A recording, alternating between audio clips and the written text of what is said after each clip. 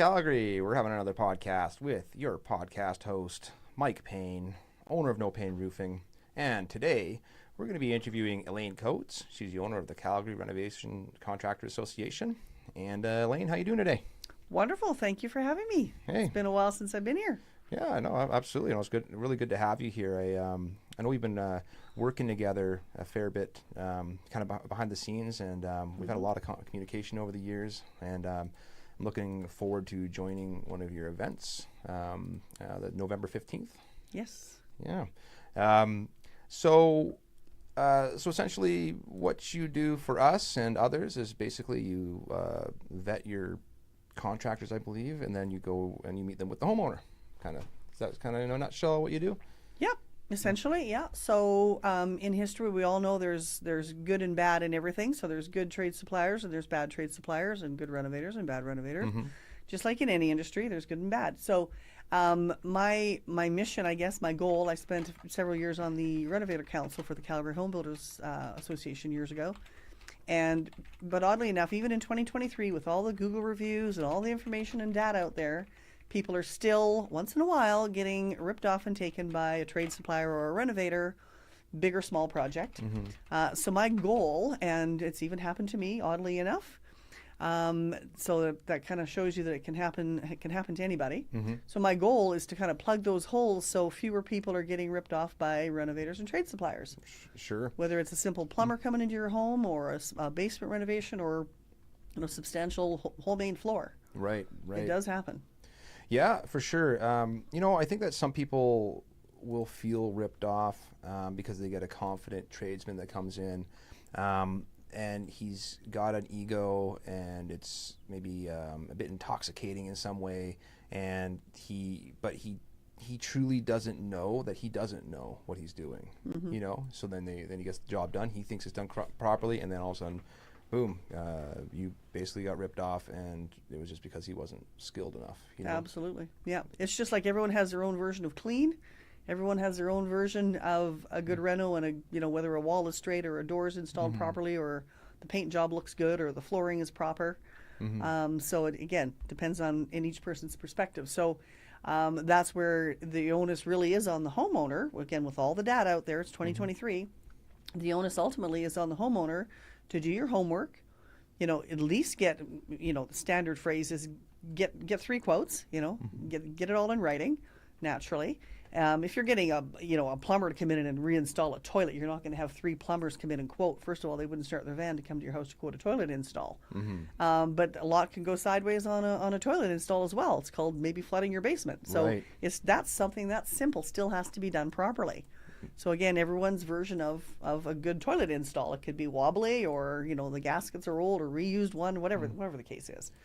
Well, a saying I kind of live by is you get what you pay for. Mm-hmm. So I think that something we need to watch out for is that temptation to go as low as you can. It's a little, I think shopping for a contractor in renovations is a little bit different, because it's not like you got a Ferrari from this dealership with the same package and a Ferrari from this one with a different package. They're the exact same, so why would you pay more, right? But it doesn't work that way with our industry. It's like, what is their skill set? The labor that goes into the install is a huge difference. Yeah, well, there's so many layers too, like you said, between demo possibly and then rebuilding it, redoing it. There's lots of layers in there. There's, I guess I've lost track, probably 80 some odd trades that go through a new build in a house, mm-hmm. maybe more nowadays with all the technology. Right. So that's how many layers there are that could potentially go wrong. That's mm-hmm. a lot of potential wrong. Yep. So you have to educate yourself, not that the homeowner or the even commercial clients that we deal with, you're not expected to know everything about the process, because that's why you pay people. Mm-hmm. But have some knowledge, general knowledge of what you want, what it should look like, doing your homework. Everyone has a computer. Mm-hmm. You can Google pretty much a lot of it, not to YouTube and do things on your own, but you can Google and learn a lot from information, even the verbiage. Mm-hmm. When someone's coming into your house to quote you, learn some of the words so they know that you're a little bit savvy, yep. right? So that helps a lot too, because you're bringing something to the table that's called your knowledge, so they can't really snow you or potentially snow you as easily if things that what needs to go into a shower before you put your tile down, et cetera, et cetera. Right. So, and anybody can learn those. It just takes time. We all have our phones attached to our fingertips pretty much 24 hours a day anyway. for the most part. So why not spend time learning where you're going to spend your $20, $50, $100, or $250,000? Totally. And have some knowledge yourself. Go in armed. Absolutely. And my phrase, you just use your phrase there yourself. The one I always use is save a nickel, spend a quarter. And there's nothing wrong with the Kijijis. There's lots of good trades out there. You don't have to be big to be good. You don't have to have flashy trucks and tons of crews and all that. But the fact is, like you said, people go for the lower price is not always a safe place to go, nor the highest price, really. It's just called knowledge. Learn some knowledge. For sure. Well, I would say that my sympathy for the homeowner definitely goes down when I see that when I know they've picked this like no-name brand, crappy roofer that they knew right off the hop was probably they didn't know, but they were rolling the dice. Yeah, they were like, oh absolutely. God, I hope this works, and it didn't. It's like, okay, well, I don't feel sorry for you now. It's kind of hard to have a sympathy in 2023, and I really have to be careful when I say stuff like that because of the position I'm in. But it's true. There's so much data out there. Ironically, I drove past a roofing job the other day, and they were literally, there was no dumpster in sight. They were throwing stuff on the lawn. No one had hard hats on, and I'm just like, and I could tell it was shoddy work. There was four of them on the roof of this small house, and I'm like, I thought about you guys. I'm like, oh my God, you'd roll over if you've seen just the style of that project. I even noticed how bad it was. Right. So if the homeowner, I feel bad for the homeowner, but they probably someone that door knocked. Probably, yeah. It's a lot goes into it. I think that what I found in the industry for roofing in particular is I found out that we are the best in the city, and I know that. But I know there's other great roofers in the city too. But I know because I've hired a lot of these other roofers that have worked for other companies, and I always have to find that I have to train them. But there is such thing as good enough, I think. But for us, it's like, hey, look, we give the best, and that's it. And I think at a pretty fair price. But you don't have to be a specialist or or anything to know when you see something that's wrong, and that's basically if your roof looks like crap, it probably is. That's the way I it kind of probably look at is. it. Yeah, exactly. Same with the paint job or the flooring or whatever. Yeah. So that's my whole mission, is to build an association, or it's an annual membership type group of trade suppliers and renovators and very related industry professional services. For the homeowner, whether it's a homeowner, consumer, or commercial, we do like commercial jobs as well. A lot of our trade product supply goes cross from resi into commercial. Paint, flooring, windows, doors, lots of different things go into commercial work. So we also serve, some commercial people that call in for referrals to some of our members as well. Right, and I think you were saying you stay away from new construction, you just do renovations. The renovation world, yeah. Okay. Yeah, the new home industry is all under control. Excellent. Okay. As good as that can be under control, but that's a huge one. I fixed a lot of those. They don't have the ventilation figured out on the new homes, I found. But so why would you say you got into this to begin with? Well, I started out back, it was 1999, I think, in construction. And I was in the central vacuum piping world, did that for years. Just finished my last commercial job about 3 or 4 months ago. Cool. Took off the tool belt. Well, I wasn't on tools lately, but I have been on tools, definitely in the field, training my own men to run central vacuum pipe. Cool. And I ended up with the Calgary Home Builders Association. I was on the Renovator Council for many, many years, which had renovators and trade suppliers, because we all, we all bring something of value to the table. And that's where I seen all the holes, and people still getting ripped off by renovators, and I'm like, I got to do something about this. Sweet. So it's kind of an act of passion in a way. Awesome. So I launched or founded Calgary Women in Construction about 17 years ago. Very similar concept, but the title was very narrow. Calgary Women in Construction, which is still running very nicely. Same concept, referral based. Serving the renovation world. But I knew I needed something that was more broad title, like Calgary Renovation Contractors, so it's not just a women in construction type thing. Because face it, we're still only 10% of the construction world, and I think that even encompasses women that work in the offices. Wow. So at most, so what would you say is the most where you see the most women in renovations? Well, interior design, obviously. I think I was the only central vacuum female, probably across Canada, running pipe and owning our own company. Painters, there's many female painters, and that's nice because women are sometimes, not all the time, very detailed, a lot more meticulous, slower, that sort of thing. So painting, interior design, the window covering world. Yeah. Maybe not so much the installation of them, depending on how big the project is, because face it, there's some big houses in Calgary. So yeah, we're women are everywhere. But I also know that I needed to start the Renovation Association, so it's about 6 years now. And it encompasses every trade supply, again, building the association. So when the consumer, residential or commercial, does call, I've got literally a name and a cell phone number to say, hey, here's Mike from No Pain, or here's so-and-so. Yeah. So it's very personal. I'm in the field, I'm boots on the ground, I'm on the road all day, seeing my members everywhere. Yeah. Yeah, no, I know you're busy, and no, I really appreciate what you do for us on the, the hustle. You got the hustle in you. So now, would you say that, like, would you direct, let's say, a young woman who wants to get into the trades and the renovation world? Where would you direct them to? Where would they start first, do you think? Women? Oh gosh. Well, there's lots of free training programs out there to learn the industry. So I'm also affiliated with Manpower. So the Empire has Women in Trades program. So I speak to them at SAIT, to their cohort groups at SAIT quite frequently. McBride Career Group, now dubbed MCG, so another training program. It's not all just women. I've spoken to the construction, group of men in the construction department at SAIT.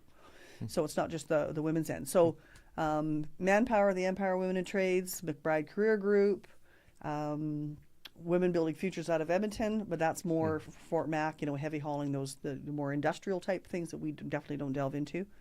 So just get some, again, learning, get some education.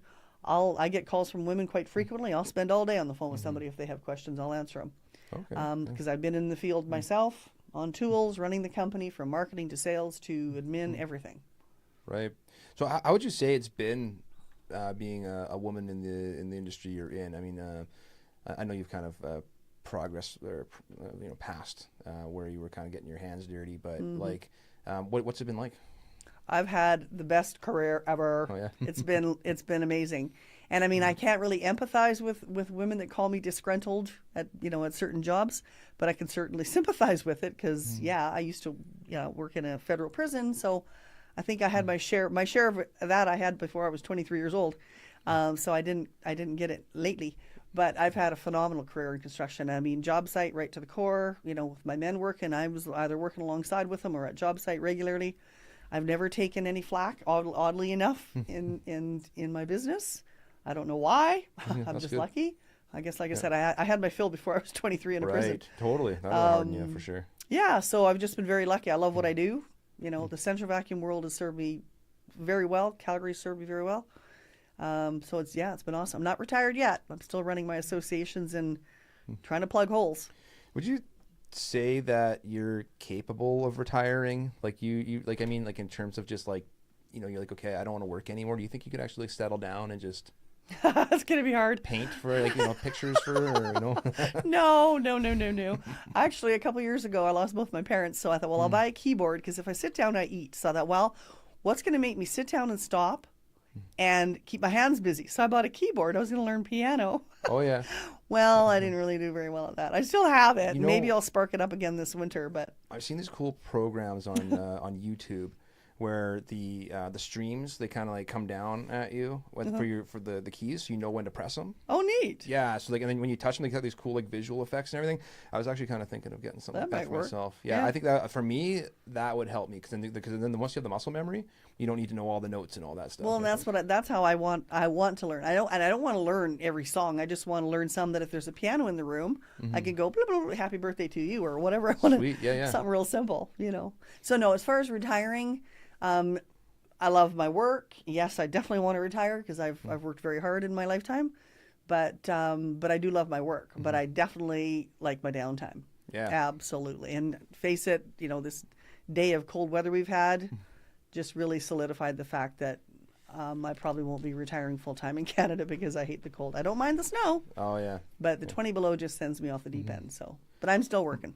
Well, I lived in Mexico for about a year, and I found that that is definitely a place you could retire. Like there's like thing where people think like, oh, don't leave the resorts. So it's not like that. It's actually like pretty safe. I found it there. But Yeah, it's still very affordable there too. $1,000 a month, you can live pretty well. Yeah. And it's like any other city. You know, I was just about to get my alternator wet in my vehicle, so my mechanic said, get it towed over to so-and-so over by on 1A Street here in Calgary. He said, but don't drop it there at night. You know, it's not a safe area. And it's only literally 1.7 kilometers from my own house, which is in a fairly nice neighborhood, but it's still inner city and it's still city. So you can find, if you want trouble, you can find trouble in any city. It doesn't matter if it's Mexico or Canada. Yeah, absolutely. You know, so those are all paranoid people's myths, in my opinion. And I've traveled a fair bit. Yeah. You know. Yeah, I think there's some exceptions, but yeah, I mean, I think Mexico's been kind of on the up and up. I found that they're getting more secure, they're getting more modern. Like, I mean, when I was living in Mexico, I had faster internet than I had here in my house. I'm on copper right now. I was in fiber over there. Wow. So it's like, what the heck? No, it's definitely, I belong to this Internations group. It's a travel group. And it's, I think it was Canada and Spain, or sorry, Mexico and Spain are the two top listed countries that expats will go. And that's something I will follow. Yeah. Yeah. And I have to think about that single female. I have to think about my safety when I travel or where I land, you know.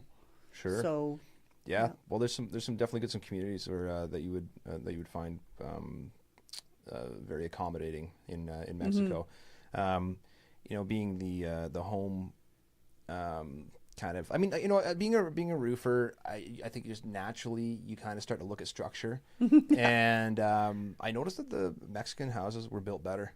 They're like, they last forever. I believe it. They build them out of these big concrete bricks, and helps keep the place cool. Everything is just like really solid, you know. Yeah. Well, we mass build here so fast. Yeah. The last place I would ever, or time frame, I guess, that I would ever buy a home in a city, let's use Calgary as an example because that's where we live, is in the peak times, because they're literally slapped together. Yeah. You know, I would not buy a house that were built in certain years in this city. Have you seen the new stuff they're trying to put on? You know, instead of sheathing, or we'll say like, you know, like OSB and plywood. I seen this stuff. It's like cardboard, and you can take a knife and you just like cut through it. No, yeah, I have not seen that. I saw that the other day, and nobody recommends it. Everyone's like, no way. I mean, basically, they're trying to make houses where you can just basically just punch your way into the house. I've also seen in Calgary here some siding that is like styrofoam. It's like it looks like stucco, but it's styrofoam. Yeah, and then woodpeckers they get right through it real easy. It just flakes. Yeah, no, that's not going to fly. Yeah, I think that for me, I think a good like hard shell is like the way to go. And there's some really good siding. I just looked into K-Can, and it's a way better product than I would say Hardy board. You know, the Hardy board, like it's very good, fireproof and all that. I do like it, but it still does dent, and it just doesn't really give you a nice doesn't really give you like a nice finish. The K-Can, just really nice product, nice little wood grains, and they're a little more expensive. Personally, I think I'm gonna do my house. Yeah, because Hardyboard's not that cheap neither. Yeah. No, it's not, but I think it's better than vinyl, especially with how close they're building houses together. Yeah, absolutely. That stuff lights up like you know real fast. Like if you, I've got a 1959 stucco, and for the most part, it's still on there. It does need some repairs and whatnot. Vipec, the cork spray, actually a new member of mine. So that's a product I was looking at to do my place with as well. Oh yeah. So it's got the insulation factor. It goes on quickly. It's not overly expensive. Nice. So cork spray, that's a new one. So Vipec is a new product that a new member that I've taken on as well. Yeah. I have never heard of that stuff. I'd like to check into that. I'll have to introduce you. Well, in November you'll meet him at my event. Nice. Okay. Well, there we go. Yeah. You know, right now I have on this house, I don't know if it's a steel or an aluminum siding, but the stuff is invincible. It's just like, yeah, I mean, this I think it's original to this house, and this house I think was built in the 80s, I think. Yeah. But it's dated, and I just wanted to go. So take it off. Yeah, exactly. Well, I was in a renovator meeting one time at that home builder's office, and there was an exterior guy in the room who was a guest speaker or something, and I asked him same thing about my siding and how old my house was and what it was built like. And he said, whatever you do, he said, do not ever remove that. Go over it with whatever you want. He said, but do not remove that from an R value. I'm like, okay, so I haven't yet. Okay, nice. Yeah, well, yeah. Good advice, I guess. I mean, I think going over things sometimes is probably the way to go. I know we come across a lot of, you know, not a lot, but there's about 10%, I would say, of the roofs in Calgary need to be redecked. Probably, you know? Yeah. Yeah, especially with the older homes. And I mean, but people think that you got to take the sheeting off. You don't. You can just sheet right over top Oh, of it. absolutely. Yeah. But you can't shingle over shingles. You know, like that's a no-no. Now that being said, I mean, hey, if you got a house you're knocking down in 5 years or something like that, and the shingles are kind of flat, then I'd say, well, whatever, just roof over top of it. And it'll probably last. Yeah, I think I seen that. I heard you on one of your recent blurbs, or I think on Facebook or something about when to and when not to. Yeah, I mean, basically that time is if your house is getting demoed, and a lot of houses are getting demoed. So I would never, like, if I'm getting a call, I'm not going to tell my homeowner that, oh yeah, you should put a lifetime guarantee roof on this thing no matter what. I would just say, no, just do the minimum. Yeah. Spot repair or whatever. You know, there's a time to go all. I mean, that's a sticky part. So I do say, yeah, I will violate code, but I mean, it's very circumstantial. Yeah, you know? And there's gray area on everything. So you know, within reason for sure. Yeah. Do you have any opinion on this? Because I mean, this is what I know that they're building houses too close together, and that's code. You know, what do you think about that? Well, I mean, years ago they came up with the pink board. So I guess that's probably that, you know, retards a lot of the speed in which houses will go up. I'm from a farm, so yeah, they're definitely way too close together, and I live inner city, but they're still, you know, my overhang is farther away than most houses are built. Yeah, let alone you know, so I'm lucky in that regard. But you know what? You know, our last, you know, the mayors, they want density and go up instead of out. Yeah. That probably isn't going to change until our next mayor. Right. Because you know the last reigning, that's what they wanted, was up instead of out. And yet, look at, you know, and I'm being from a farm, you don't want all that land used up neither. But the fact is, that's reality. You know, who wants Canmore and Banff to be built up? But the fact is, they are. Yeah. Well, climb up that mountain. You know, like they're building everywhere. Yeah. Yeah. Right. Well, I mean, Calgary's an ideal place to build a city. You take a look at it. I mean, we have no shortage of land by the looks of it. Yeah, absolutely. I can see. So I don't know why. But I mean, the thing is, if too close is too close. I mean, it's like this is what code says. So it's like, so that's why I say sometimes code is wrong. I mean, I disagree with like when you can almost hear someone talking inside your house when you're standing outside their house. That's not a very well built house. No, exactly, totally. Yeah. You know, so those things do happen. Yeah. Well, the thing I'm finding with them being built too close together is that it's blocking the wind. So when the wind comes in, it's supposed to get underneath your soffits and it's supposed to come out the top. And it's also supposed to blow over the top and help that create that like negative pressure, I guess, negative positive. And that's not happening now because everything's so wind sheltered now. Right. Yeah. Yeah. So I never thought about that. Yeah. Well, it is what it is. Things you think of. Yeah. So, what would you say is your favorite event during the year, like that you host?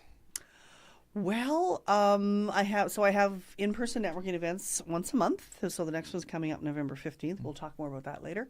My Christmas gift exchange networking, I'm going to call it a party, not an event. Yeah.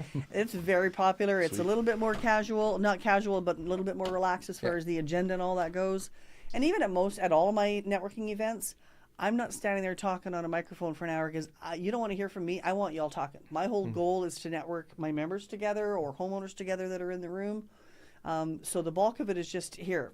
Human nature takes over and people just talk. Right. You know, whether it's a cup of coffee in your hand or a glass of wine or a beer, people just naturally network and talk. So I just let little birdies fly. And it just seems to work out. So my Christmas event's really good. June, just recently, I had my tabletop trade show, which is a huge success. You guys sponsored that event, as a matter of fact. Thank you again for that. Oh, I think so we held my events are hosted at my members' venues, whether it's an office or if someone doesn't have bricks and mortar, I'll match them up with one of my construction members that does have a retail space or a shop or whatever to have it in. We've had events in back shops, beer and pizza. Cool. Hey, we're construction people. It's not fancy. Time to me. So my networking, the tabletop trade show was a big success. Members had the opportunity to purchase a table to show off their wares, and people came through and networked and mingled and learned. I think I had about 10 or 12 members that showcased their products and services that day. So my tabletop trade show in the June was it's always a good one, and then my Christmas gift exchange as well. So I've never had a bad event, and I've done thousands of them over 17 years. Okay, and how often do you have these events? Once a month we do the in-person, and even through summer. My July event didn't happen this year because my member that was going to be hosting the event, their showroom wasn't ready, and I had a whole bunch of stuff going on with my own house sale and pending house sale and everything anyways. And then I decided not to have an event in August because I was still prepping my house that I've been in for 23 years, trying to get it cleaned up for sale. So I didn't have summer events this year. But normally I even have July and August. Like, face it, we're working in July and August. We're not Europe. We don't take 6 weeks off. So July and August are still networking business months. Yeah. And people come out. We're doing business. Excellent. So if somebody wanted to join one of these events, how would you direct them? Well, they can either go on the website, calgaryrenovationcontractors.ca, or they can phone me. You know, all my information is on the websites as well. I'm very visible on social medias also, LinkedIn, Alignable, Facebook. Nextdoor app is another local one, which is nice. Are you on X, formerly known as Twitter? X and Twitter. Yeah, a little bit on Twitter. Not so much Twitter and Insta. It's kind of really I mean, I can't be everywhere. Yeah, you know, right. Unless I hired a whole social media team, which I'm not prepared to do. Yeah, you know, I'm just building it slow and sure, one member at a time, and building it that way. Well, I got to say, you're not missing anything over at X. You know, my followers plateaued, and it's just like, I don't know. I don't feel like I get a lot of exposure there, not a lot of engagement. You got to be political, and that's not my thing. So yeah, I just find it Twitter or X is just sort of a fighting platform fest. People it's just turned into a piss fest. Excuse the expression, just a nasty, not a pleasant place to be. No, yeah, you don't want to read, like, I mean, as a business anyway, you don't want to be reading the homepage. Like, I mean, you go to the home and you see everyone posting, because there will be something in there that will suck you in. Oh, and and I fall into it. Don't get me wrong. Like 5 in the morning when I wake up, or it's not always 5 in the morning that I wake up. I might be awake, but I'm not necessarily getting up. And you sort of dig into some of those. It's like, no, don't. Yeah, just and chiming in on certain things. It's like, but your tongue, don't. It's not. I mean, nobody cares. Yeah. About my opinion on fighting political stuff. And secondly, it's not really going to go anywhere past the 2 seconds, and I'm just going to irritate someone and tarnish my own reputation. So exactly. I really have to keep my keys up, my fingers off the keyboard. Yeah. Yeah. Some people do pretty well with it. I know I don't take any stances, but there's a guy named Best Damn Roofer, and I don't know. He's done really well for himself with what he's done, but he's been very inflammatory.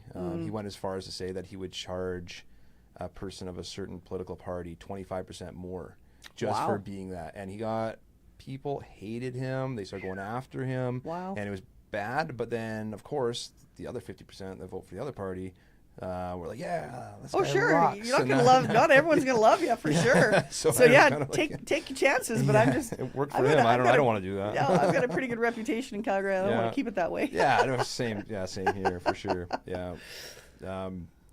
Well, Elaine, I really do appreciate you coming on the podcast with us. Now, before we wrap things up here, you want to just maybe tell us a little bit about yourself on your time off? You said you like your downtime. So what do you like to do on your downtime? No pressure to share. I do like my downtime.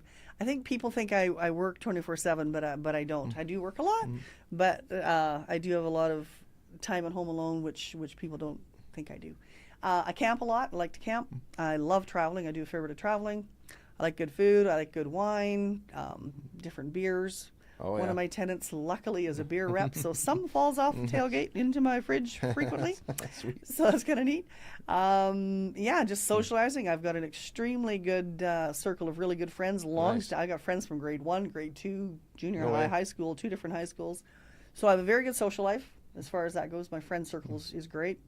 That was kind of evident. I had my 60th birthday recently, and my backyard was pretty full of some really awesome, great people. So, that was it's a good indicator there. So, just camping and casual, and I like my yard and my fire pit, and that's what I do. I work. Why do you like to travel? I guess just insight into different mentalities and thoughts, and again, the food, the culture. It just opens up, and I've traveled probably since I was actually my first trip was 16 years old. Oh yeah. So I've always kind of traveled, probably more than some people, more than average. Just different. You go to places like Istanbul or somewhere, and Marrakesh, it's just like you're not even on our planet. No The way, smells and sounds, you can't even describe them. You know, they're just, and I don't even try to tell people. And that's another thing I don't do is I don't share my personal travel on Facebook and everything. That's my trip. You want to see Istanbul, you go on your own. Sure.